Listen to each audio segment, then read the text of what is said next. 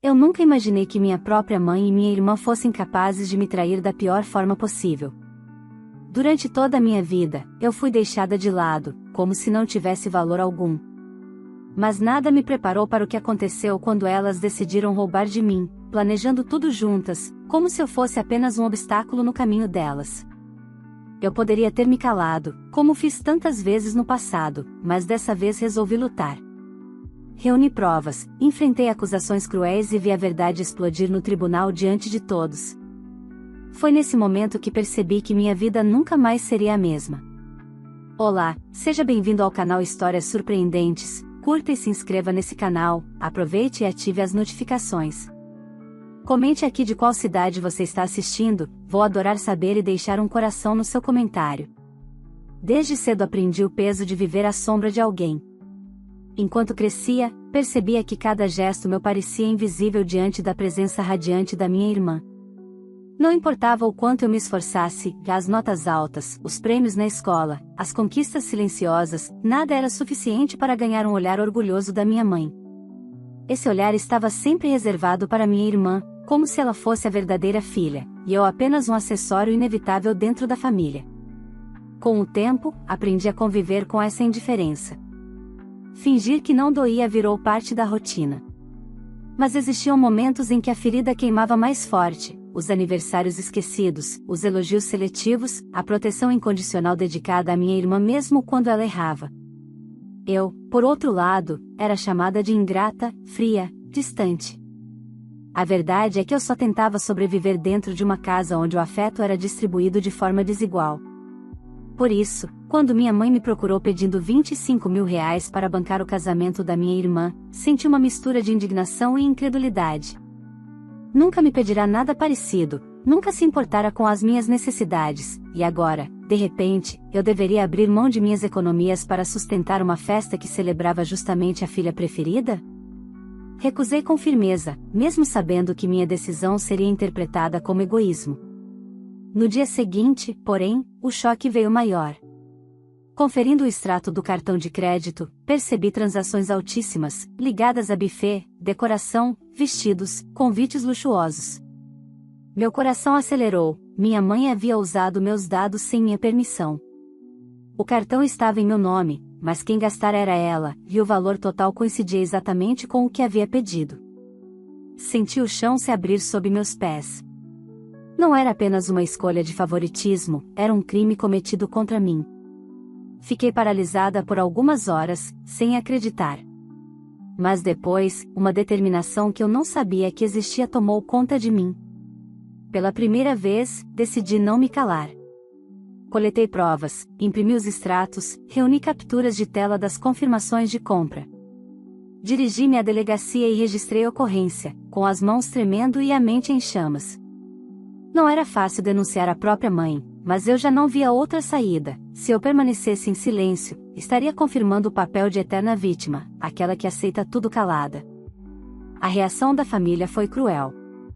Me acusaram de humilhar minha mãe, de destruir o casamento da minha irmã. Tentaram inverter os papéis, como se eu fosse a culpada pela exposição da verdade. Cada ligação, cada mensagem, era carregada de ataques. Mas eu me mantive firme, eu tinha sido vítima de fraude, e não deixaria que me fizessem acreditar no contrário. O que eu não imaginava é que a história ainda guardava reviravoltas muito maiores. O noivo da minha irmã, desconfiado do comportamento dela, me procurou em segredo. O que ele me revelou mudou tudo, não apenas minha mãe estava envolvida no roubo, mas minha própria irmã havia participado do plano. Juntos, haviam arquitetado cada detalhe para que eu arcasse com os custos da festa. Ele não apenas terminou o noivado, como me entregou mensagens trocadas entre elas, confirmando cada passo da fraude. Naquele momento, percebi que a guerra dentro da minha família estava apenas começando. O tribunal, a confissão pública, a restituição do dinheiro, tudo isso ainda estava por vir. E, por trás disso, havia uma herança deixada pelo meu avô, com uma cláusula que transformaria esse crime em uma sentença ainda mais pesada para minha mãe e minha irmã. Minha vida, que sempre tinha sido feita de silêncio e resignação, estava prestes a mudar. Eu não apenas enfrentaria minha família, mas também descobriria até onde a ganância delas poderia levá-las, e até onde eu estava disposta a ir para finalmente me libertar. Naquela noite, depois de descobrir o roubo, quase não consegui dormir. Revivia mentalmente cada detalhe, minha mãe me pedindo dinheiro, meu não firme, a súbita aparição das despesas no cartão. Era como se tudo tivesse sido cuidadosamente planejado para me transformar em financiadora involuntária do grande dia da minha irmã. A sensação de traição era esmagadora.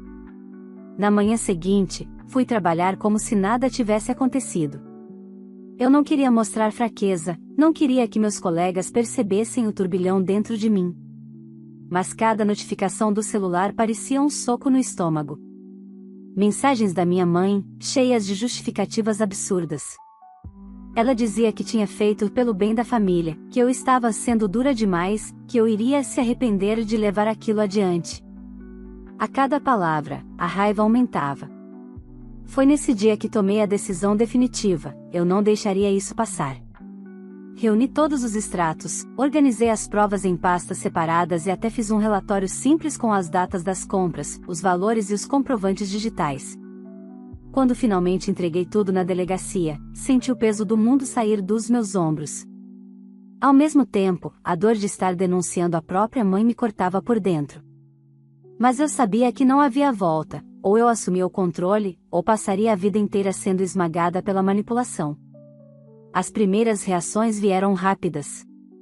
Minha tia me ligou aos gritos, acusando-me de querer me envergonhar a família inteira. Meu primo me mandou mensagens dizendo que eu deveria resolver as coisas em casa e não me envolver polícia.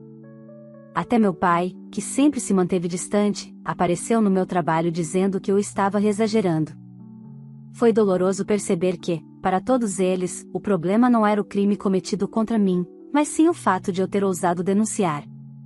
E então veio minha irmã. Ela entrou na minha casa sem avisar, como se ainda tivesse esse direito. Estava com lágrimas nos olhos, mas sua voz carregava mais veneno do que arrependimento. Você está destruindo o meu casamento. Disse, quase cuspindo as palavras. Não, eu não destruí nada. Respondi firme. Quem destruiu foi você e a mamãe, quando decidiram me roubar. Ela riu com desdém. Você nunca suportou que eu tivesse mais atenção, não é? Sempre foi invejosa. Agora encontrou uma forma de me punir. Foi nesse momento que percebi, ela não estava desesperada por perder o noivo, nem pelo escândalo. O que realmente a consumia era a possibilidade de perder a imagem perfeita de filha adorada. Pela primeira vez, a máscara de favorita começava a rachar. 2 dias depois, o noivo dela me procurou. Pediu para conversarmos em um café discreto. Eu cheguei tensa, sem saber se ele queria me acusar também. Mas assim que se sentou, percebi que a situação era outra. Seus olhos carregavam decepção e raiva. Ele tirou o celular do bolso, abriu uma sequência de mensagens e deslizou o aparelho em minha direção. Você precisa ver isso. Disse. As conversas eram claras, minha irmã e minha mãe discutindo cada detalhe do roubo, planejando como esconder de mim, rindo da minha suposta ingenuidade. Li e reli as mensagens, com a garganta travada. Quando levantei os olhos, o noivo dela parecia aliviado por compartilhar aquele peso. Eu não posso me casar com alguém capaz disso. Ele afirmou, categórico. O noivado acabou. Naquele instante, percebi que a mentira estava ruindo mais rápido do que elas poderiam controlar. Não era mais apenas eu contra 2 manipuladoras. Agora, havia testemunhas, provas, e um ex-noivo disposto a falar a verdade. Voltei para casa com um misto de alívio e inquietação. Alívio por finalmente ter alguém ao meu lado que confirmava o que eu sabia. Inquietação porque sabia que, quando minha mãe e minha irmã descobrissem que ele tinha rompido e me dado provas, a fúria delas seria ainda maior. Eu não tinha mais dúvidas, eu havia declarado guerra, e a batalha estava apenas começando. Naquela noite, sentei diante do espelho e observei meu próprio rosto. Pela primeira vez em anos, não me vi como a filha rejeitada, a invisível, a esquecida. Vi alguém que havia encontrado coragem de se levantar contra uma vida inteira de injustiça. O medo ainda estava ali, mas misturado com algo novo, determinação. Eu sabia que o que viria a seguir seria intenso. O tribunal, a exposição pública, a herança que ainda estava escondida como uma bomba prestes a explodir. Mas também sabia que já não havia retorno. Pela primeira vez, eu era dona da minha própria história, e ninguém, nem mesmo minha mãe ou minha irmã, poderia me calar. Os dias seguintes ao rompimento do noivado foram como um terremoto. A notícia se espalhou rapidamente pela família, e, de repente, todos os olhares estavam voltados para mim, como se eu fosse a responsável por arruinar o conto de fadas que minha mãe havia prometido. As ligações se multiplicaram, tias chorando, primos revoltados, conhecidos enviando mensagens agressivas. A cada palavra, a sensação era a mesma: todos ignoravam o crime, mas se preocupavam com a vergonha pública. Minha mãe foi a primeira a me enfrentar de verdade. Ela apareceu na porta da minha casa com os olhos ardendo de ódio, sem sequer bater. Entrou como se ainda tivesse autoridade sobre mim, jogou a bolsa no sofá e gritou: "Você está acabando com a vida da sua irmã. Como pode ser tão cruel?" Eu respirei fundo antes de responder. Eu não acabei com nada. Quem roubou foi você. Quem planejou foi você. Quem destruiu o casamento dela foi ela mesma. O silêncio que seguiu foi pesado. Vi em seus olhos não apenas raiva, mas medo. Era como se ela finalmente tivesse entendido que a situação havia escapado do controle. Ela não podia mais me manipular com chantagens emocionais ou me culpar como fazia na infância. Agora havia provas, havia polícia, havia um processo a caminho. Poucos dias depois, fui chamada para prestar novo depoimento.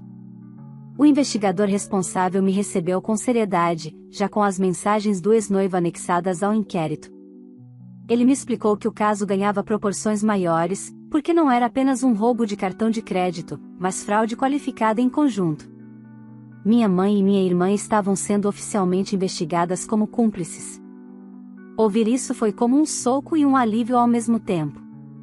Quando saí da delegacia, encontrei minha irmã esperando do lado de fora. Estava abatida, os olhos inchados, mas sua postura era desafiadora. "Você não sabe o que está fazendo," ela disse, com a voz trêmula. "Está destruindo a nossa família." "Eu não destruí nada," respondi. "Vocês é que escolheram esse caminho." Ela riu, mas era um riso amargo, quase desesperado. "Você acha mesmo que a justiça vai ficar do seu lado? Mamãe sempre consegue dar um jeito. Você vai acabar sozinha." Essas palavras ecoaram em minha mente durante dias, mas não me abalaram como antes. Pela primeira vez, eu tinha certeza de que a verdade estava ao meu lado. O processo avançava rápido, e logo veio a intimação para a audiência preliminar. O clima dentro da família ficou insuportável. Minha mãe enviava mensagens implorando, depois ameaçando. Em uma delas, escreveu: "Se você não retirar a denúncia, vai carregar nas costas a culpa pela ruína da sua irmã." Eu guardei todas. Cada ameaça se tornava mais uma prova contra ela. Enquanto isso, o ex-noivo da minha irmã se mostrava um aliado inesperado. Ele me ligava para atualizar sobre as conversas que ainda tinha com alguns convidados, explicando que havia cancelado tudo. Ele não escondia a frustração, mas dizia com convicção que não se casaria com alguém que fosse capaz de planejar uma fraude contra a própria família. Esse apoio me dava força. Pela primeira vez, alguém fora da situação tóxica enxergava a verdade sem distorções. A audiência chegou. Entrei no fórum com as pernas tremendo, mas a cabeça erguida. Minha mãe e minha irmã estavam sentadas juntas, vestidas como se fossem para um funeral. Minha mãe evitava me encarar, mas minha irmã não, seus olhos me queimavam como se pudesse me destruir só com o olhar. O juiz ouviu as acusações, analisou as provas, e em cada detalhe a defesa dela se mostrava mais frágil. Os extratos, as mensagens, os depoimentos, tudo apontava para a mesma conclusão. Eu me sentia num turbilhão, parte de mim queria chorar, outra queria gritar que finalmente estavam sendo expostas. Mas o momento mais duro ainda estava por vir. Quando o juiz perguntou se elas reconheciam as acusações, minha mãe tentou sustentar que havia sido apenas um mal-entendido. Minha irmã a acompanhou, dizendo que tudo havia sido um erro de cálculo. O advogado delas insistia em minimizar, mas as mensagens trocadas entre elas não deixavam espaço para dúvidas. O juiz marcou a continuidade do processo e deixou claro que havia indícios suficientes para a condenação. Saí daquela sala sentindo um frio estranho. Não era vitória ainda, mas já não havia volta. Minha mãe e minha irmã não eram mais apenas as mulheres que sempre me diminuíram. Agora, eram réis em um processo criminal. Na saída, minha mãe se aproximou e tentou um último golpe. Sussurrou no meu ouvido, com a voz amarga: "Você pode ganhar na justiça, mas nunca vai ganhar uma família."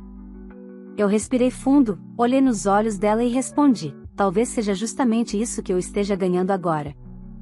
Caminhei para fora do fórum sabendo que a batalha estava apenas no começo.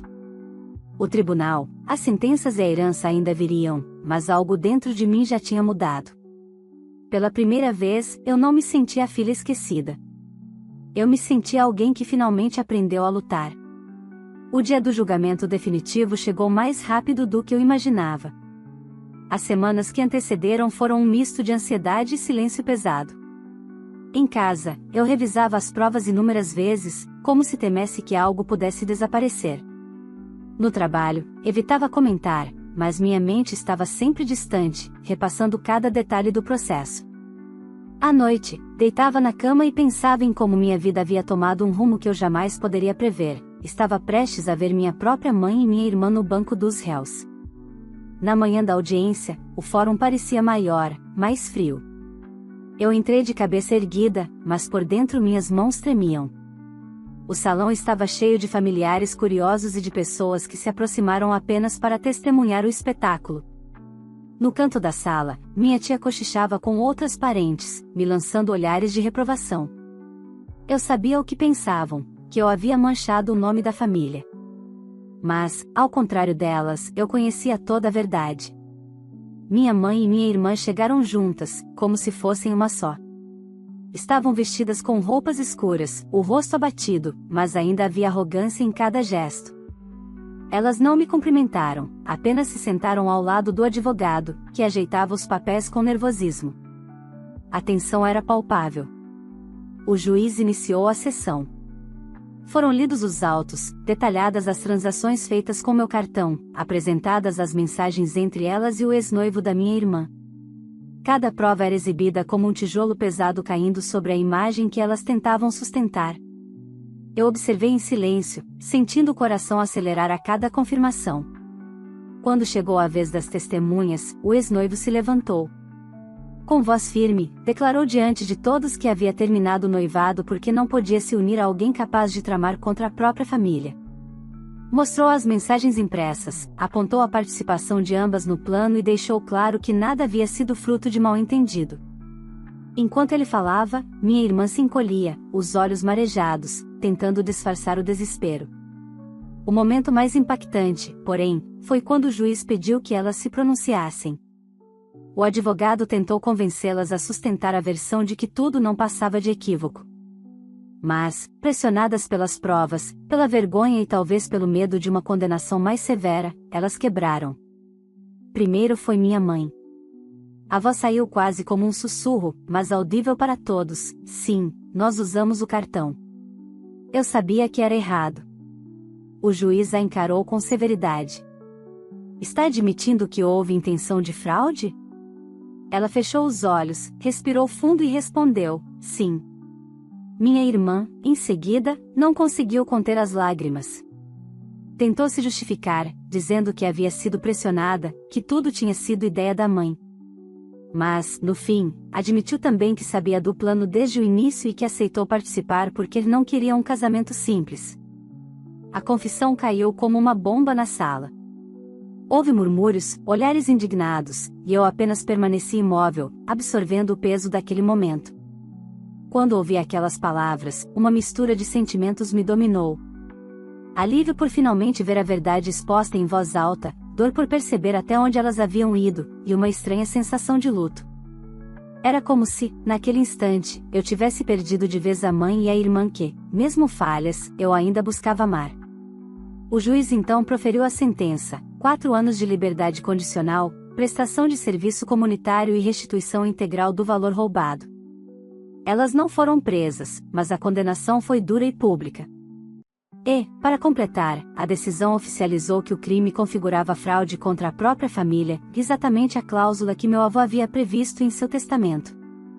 Nesse ponto, meu advogado pediu para que fosse anexado ao processo civil a execução da cláusula da herança.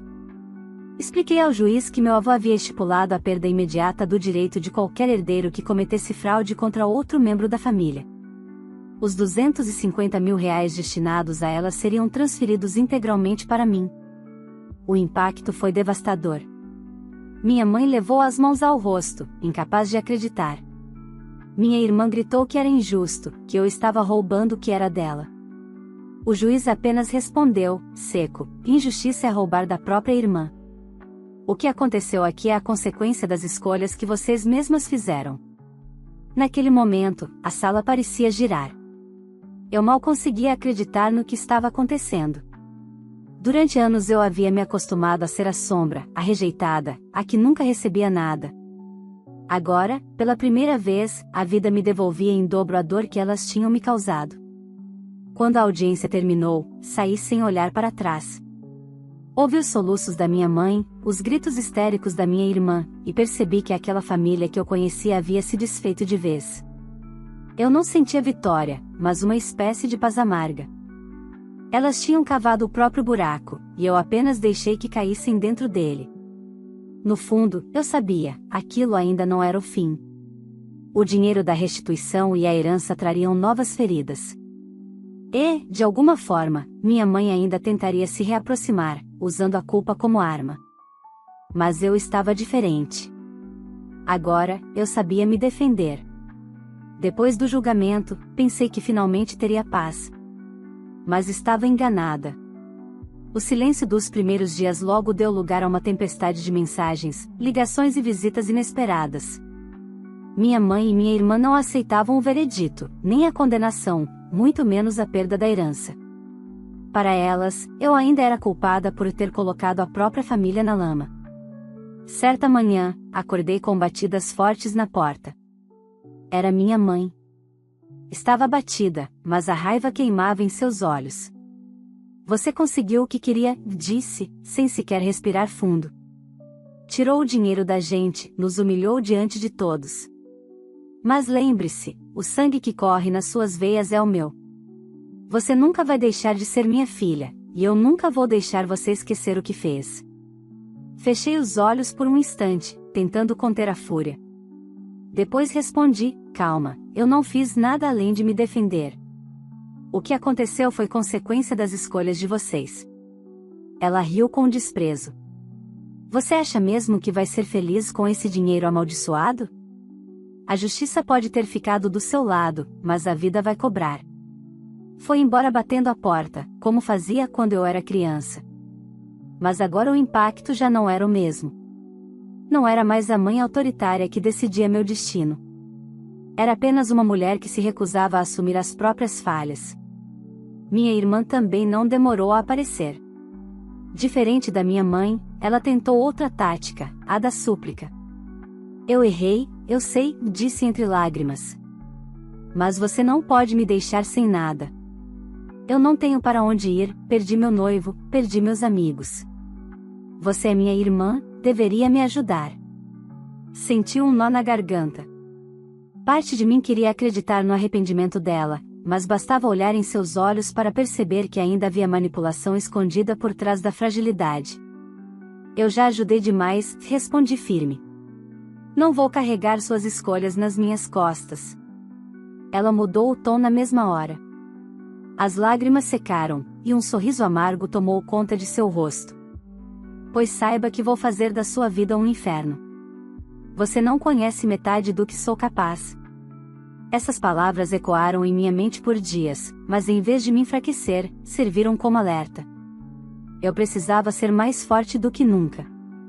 Com o dinheiro da restituição e a parte da herança que herdei, decidi reorganizar minha vida. Paguei dívidas antigas, investi em cursos e, pela primeira vez, comecei a planejar um futuro sem depender de ninguém. A sensação de liberdade era quase estranha. Pela primeira vez, eu tinha nas mãos a chance de construir algo só meu. Foi nesse período que percebi o quanto minha mãe e minha irmã estavam desmoronando. Amigos começaram a se afastar delas, parentes recusavam convites, e até no bairro os comentários eram cruéis. A família perfeita havia virado motivo de chacota. E, ironicamente, tentavam me culpar também por isso.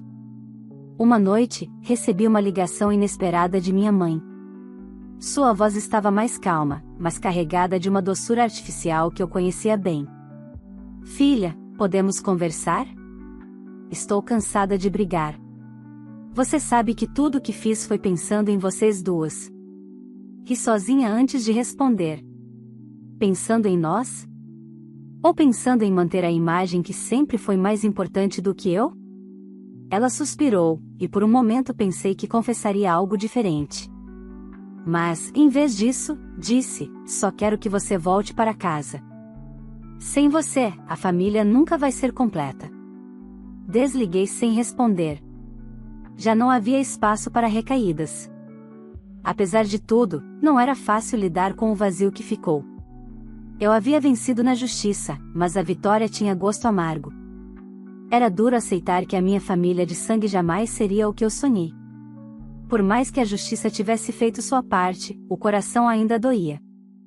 Foi nesse momento de vulnerabilidade que o ex-noivo da minha irmã voltou a me procurar.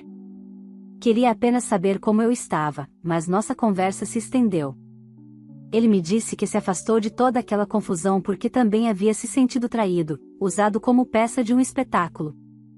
Você não merece passar por isso sozinha, disse ele. Eu vi de perto o quanto foi forte. Essas palavras me tocaram de um jeito que não esperava. Pela primeira vez em muito tempo, senti que alguém realmente enxergava minha dor e minha coragem. Enquanto isso, minha mãe e minha irmã continuavam suas tentativas de me atingir. Espalhavam boatos, diziam que eu havia manipulado o ex-noivo, que eu tinha inventado provas. Mas, quanto mais falavam, mais isoladas ficavam. A verdade já havia sido dita diante do juiz, e nada poderia apagar aquele momento. Certa tarde, enquanto caminhava pelo centro da cidade, encontrei uma antiga vizinha. Ela segurou minhas mãos e disse: você foi corajosa. Muitas pessoas teriam se calado. Você mostrou que ninguém é obrigado a aceitar ser pisado pela própria família. Voltei para casa com aquela frase gravada no coração. Pela primeira vez, percebi que a minha história podia ser mais do que dor. Ela podia ser exemplo. Ainda havia um caminho pela frente, e eu sabia que minha mãe e minha irmã não desistiriam de tentar me atingir. Mas, dentro de mim, algo já estava decidido: eu não seria mais a vítima da história. Eu estava pronta para reescrevê-la, do meu jeito, custasse o que custasse. Os meses seguintes ao julgamento foram um período de reconstrução. Era como se cada pedaço da minha vida tivesse sido arrancado e agora eu precisasse reorganizar tudo, mas sem a pressão de agradar ou corresponder às expectativas de uma família que sempre me tratou como sombra. Eu, pela primeira vez, podia escolher o que queria ser. A cada dia, as notícias sobre minha mãe e minha irmã chegavam de forma inevitável. Uma vizinha comentava, um colega de trabalho trazia rumores, até nas redes sociais eu via reflexos. Ambas se afundavam em dívidas, perderam antigos amigos e passaram a ser tratadas com desconfiança até em lugares comuns. Aquela imagem de família exemplar havia se dissolvido.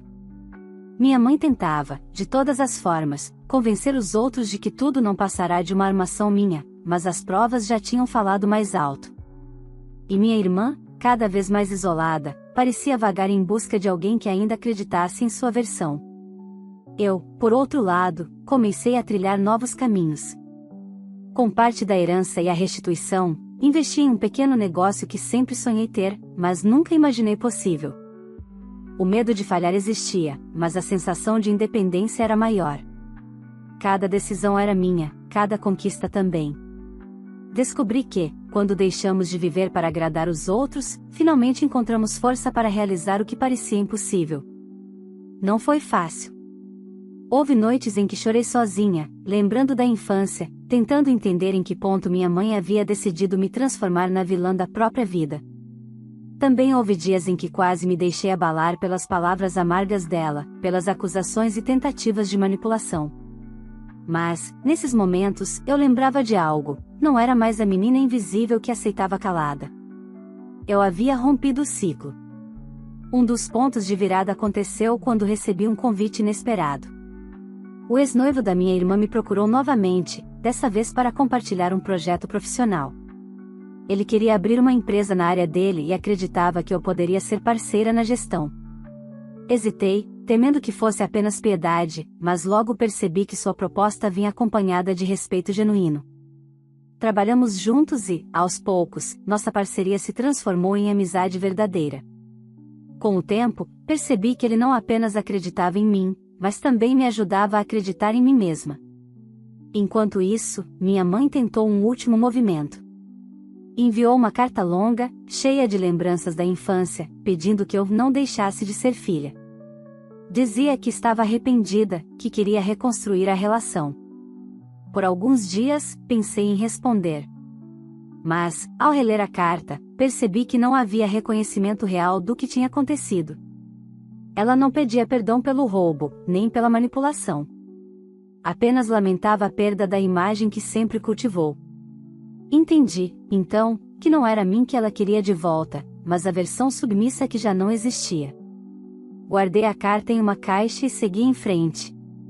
Com o passar do tempo, as feridas começaram a cicatrizar. Minha empresa cresceu, minha vida ganhou novos contornos e eu finalmente me vi livre do peso de tentar conquistar o amor de quem nunca esteve disposto a oferecê-lo. Ainda havia marcas, claro, mas eram lembranças que me fortaleciam, não correntes que me aprisionavam. Um dia, enquanto caminhava pela praça, encontrei uma vizinha idosa que me olhou com carinho e disse: "Você é prova de que a verdade sempre encontra um jeito de vencer." Sorri e, naquele instante, senti uma paz diferente. Não porque minha mãe e minha irmã haviam perdido, mas porque eu tinha aprendido a vencer a mim mesma, o medo, a insegurança, a culpa. Hoje, quando penso em tudo o que aconteceu, não sinto orgulho nem arrependimento. Sinto apenas que era necessário. Era preciso romper para que eu pudesse existir de verdade. Minha mãe e minha irmã colheram o que plantaram. Eu, por minha vez, descobri que a verdadeira vitória não estava no dinheiro, nem no reconhecimento. Estava na liberdade de escrever minha própria história. E foi exatamente isso que fiz. Fechei um ciclo de dor para abrir um de recomeço. Sei que ainda virão desafios, que as sombras do passado podem tentar me alcançar. Mas agora caminho de cabeça erguida, porque finalmente entendi: ser rejeitada por quem nunca me valorizou foi, no fim, a maior chance de me libertar. Se você chegou até aqui, me conte, no lugar da protagonista, você teria coragem de fazer o mesmo? Denunciar sua própria mãe e irmã para defender sua dignidade e seus direitos? Essa história mostra que, às vezes, precisamos escolher entre calar e sofrer, ou levantar a cabeça e lutar. Então, antes de sair, já deixa o seu like, porque isso ajuda muito o nosso canal a crescer e alcançar mais pessoas. Se ainda não é inscrito, se inscreva agora e ative o sininho para não perder nenhuma das nossas próximas histórias emocionantes. Compartilhe este vídeo com amigos e familiares, para que mais pessoas reflitam sobre o poder da justiça e sobre até onde a coragem pode nos levar. E eu quero muito saber sua opinião. Você agiria igual ou faria diferente? Escreve aqui nos comentários o que você faria nessa situação. Aproveita também e comenta de qual cidade você está assistindo este vídeo, porque eu vou passar nos comentários e deixar um coração especial para você. Essa troca é o que faz nossa comunidade crescer cada vez mais. Então não esquece, curte, se inscreve, compartilha e comenta.